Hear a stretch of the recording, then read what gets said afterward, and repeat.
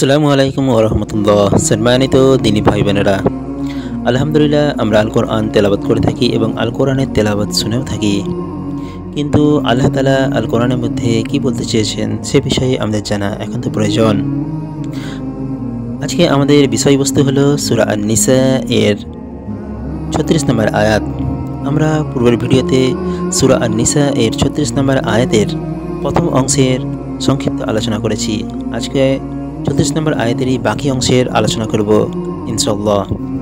আল্লাহ তাআলা সূরা আন-নিসা এর 36 নম্বর আয়াতে বলেছেন, আর তোমরা আল্লাহর ইবাদত করো ও কোনো কিছুকে তার শরীক করো না, এবং পিতামাতা, আত্মীয়স্বজন, এতিম, অভাবগ্রস্ত, নিকট প্রতিবেশী, দূর প্রতিবেশী, সঙ্গী সাথী, মুসাফির ও তোমাদের অধিকারভুক্ত দাসদাসীদের প্রতি সৎ ব্যবহার করো। নিশ্চয় আল্লাহ পছন্দ করেন না দাম্ভিক অহংকারীকে। আমরা পূর্বের ভিডিওতে এই আয়াতের প্রথম অংশ অর্থাৎ আল্লাহর ইবাদত করা এবং কোনো কিছুকে তার শরীক না করা এবং পিতামাতার সাথে সদ্ব্যবহারের সম্পর্কে আলোচনা করেছি। আজকে আমরা আত্মীয় স্বজন, এতিম, অভাবগ্রস্ত ও নিকট প্রতিবেশী সম্পর্কে সংক্ষিপ্ত আলোচনা করব ইনশাআল্লাহ। এখানে সমস্ত আত্মীয় স্বজনের সাথে সদ্ব্যবহার করার তাকিদ দেওয়া হয়েছে। কোরআনুল কারীমে প্রসিদ্ধ এক আয়াতে বিষয়টি এভাবে উল্লেখ করা হয়েছে যে রাসূলুল্লাহ সাল্লাল্লাহু আলাইহি ওয়াসাল্লাম প্রায়শই বিভিন্ন ভাষণের পর তেলাওয়াত করতেন। তা হলো আল্লাহ সবার সাথে ন্যায় ও সদ্ব্যবহারের নির্দেশ দিচ্ছেন এবং নির্দেশ দিচ্ছেন আত্মীয় স্বজনের হক আদায় করার জন্য। সূরা আন-নাহল 90 নম্বর আয়াত।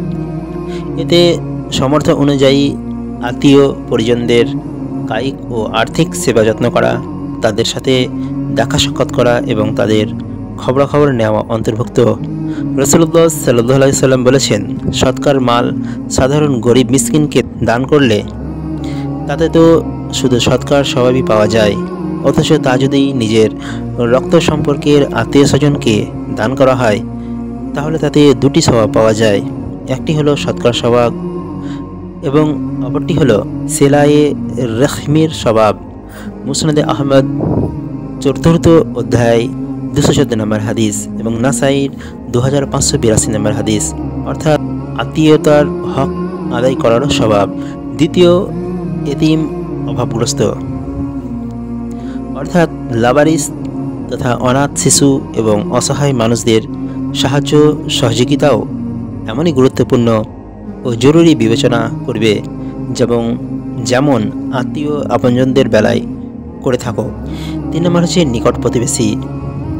রাসূলুল্লাহ সাল্লাল্লাহু আলাইহি ওয়াসাল্লাম বলেছেন, হে আবু জার, যখন তরকারি রান্না করবে তখন তাতে বেশি পরিমাণে পানি দিও এবং এর দ্বারা তোমার প্রতিবেশীর খোঁজ খবর নিও। মুসলিম শরীফ 2625 নম্বর হাদিস। রাসূলুল্লাহ সাল্লাল্লাহু আলাইহি ওয়াসাল্লাম আরও বলেন, তোমাদের মধ্যে যে আল্লাহ ও শেষ দিবসের ওপর ঈমান রাখে সে যেন তার পড়শির সম্মান করে। তোমাদের মধ্যে যে আল্লাহ ও শেষ দিবসের ওপর ঈমান আনে সে যেন তার মেহমানের পুরস্কার দিয়ে তাকে সম্মানিত করে।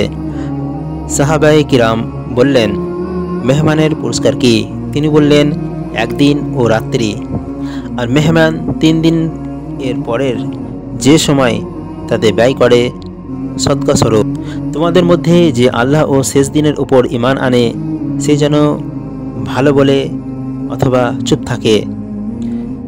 বুখারী শরীফ 6019 নম্বর হাদিস। অপর হাদিসে রাসূলুল্লাহ সাল্লাল্লাহু আলাইহি ওয়াসাল্লাম বলেছেন, আল্লাহর নিকট সবচেয়ে উত্তম সঙ্গী হচ্ছেন রাসূলুল্লাহ সাল্লাল্লাহু আলাইহি ওয়াসাল্লাম এর সঙ্গীগণ, আর আল্লাহর নিকট সবচেয়ে উত্তম পড়শি হচ্ছেন ওই পড়শি যে তার পড়শির জন্য উত্তম। তিরমিজি শরীফ 1944 নম্বর হাদিস। আজকের মতো এতটুকুই। ইনশাআল্লাহ পরবর্তী ভিডিওতে এই আয়াতের বাকি অংশের আলোচনা করা হবে। আসসালামু আলাইকুম ওয়া রাহমাতুল্লাহি ওয়া বারাকাতুহু।